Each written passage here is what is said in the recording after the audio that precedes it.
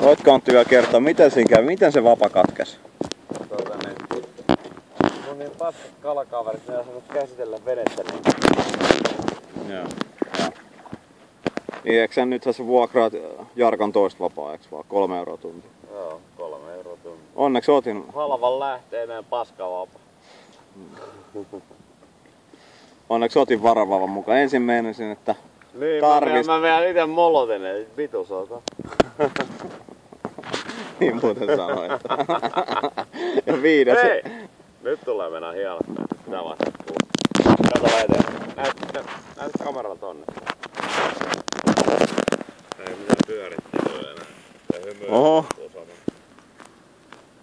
Ollaan nyt ekoille koskimestoilla vaan. Pitääks mun ruveta operoimaan botsia?